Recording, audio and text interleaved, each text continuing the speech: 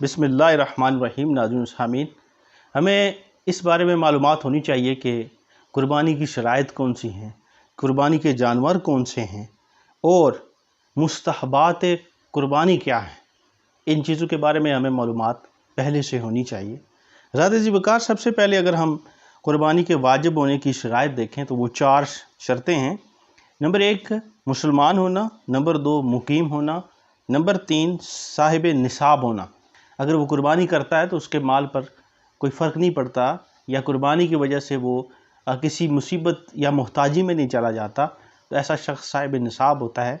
और चौथा ये है कि आज़ाद और बालिग़ हो, किसी का ग़ुलाम ना हो बल्कि आज़ाद शख्स हो, वो शख्स आकिल और बालिग़ हो। ये इसकी शराइत में आता है। इसी तरह अगर हम सियासता में देखें तो जो जानवर कुर्बानी के लिए दुरुस्त नहीं है उनके बारे में यह है कि जिन जानवरों के अंदर ऐब पाया जाए उनमें से एक है कि कानापन, दूसरा वो लंगड़ा ना हो, उसकी टांग ना टूटी हुई हो, दुम ना कटी हुई हो, तीसरा वो लागरपन ना हो यानी सुस्त काहिल ना हो, और नंबर 4 हड्डियों का ढेर ना हो, ये ना हो कि उसकी हड्डियां हों और गोश्त ना हो। तो ये ऐसे जानवर हैं जिनकी कुर्बानी नहीं होती।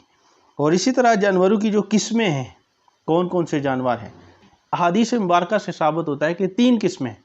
उनमें एक ऊँट है, एक गाय है और तीसरा जो है बकरी भेड़ है। ये 3 चीज़ें हैं।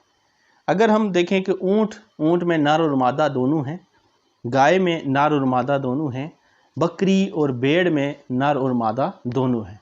अब अगर इनकी उम्रें देखें तो ऊँट की उम्र जो है कम से कम 5 साल होनी चाहिए, गाय नर और मादा जो हैं इनकी जो उम्र है वो 2 साल होनी चाहिए, और जो भेड़ बकरी है उसकी उम्र 1 साल होनी चाहिए।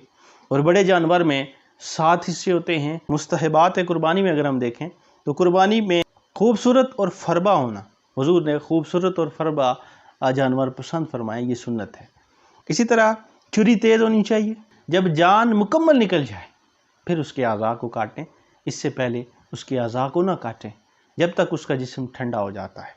ये ज़िबा करने वाला ये मुसलमान होना चाहिए, ये मुशरिक नहीं होना चाहिए, और किताबी होगा तो वो मकरूह होगा। मुशरिक नहीं होना चाहिए, कसाई जो हो वो भी मुसलमान होना चाहिए। कुर्बानी के जानवर की आप सजावट कर सकते हैं। कुर्बानी करने के बाद जो उसकी खाल है या जो उसका चमड़ा है वो आप किसी दीनी दरसगाह में दे सकते हैं, इसमें कोई ममानियत नहीं। रहमत सल्लल्लाहु अलैहि वसल्लम ने इरशाद फरमाया कि जो कुर्बानी करता है तो कुर्बानी का जो जानवर है अभी उसके खून का कतरा ज़मीन पर नहीं गिरता, अल्लाह ताला उसके गुनाहों को माफ़ फरमा देते हैं। और जो कुर्बानी का जानवर है वो सींगों के बल, बालों के बल और खुर के बल आता है और अपने कुर्बान करने वाले को पुल सरात से गुजार कर जन्नत में लेकर चला जाता है। तो अल्लाह ताला से दुआ है कि अल्लाह पाक हमें सही मानों में दीन मतीन की समझ अता फरमाए।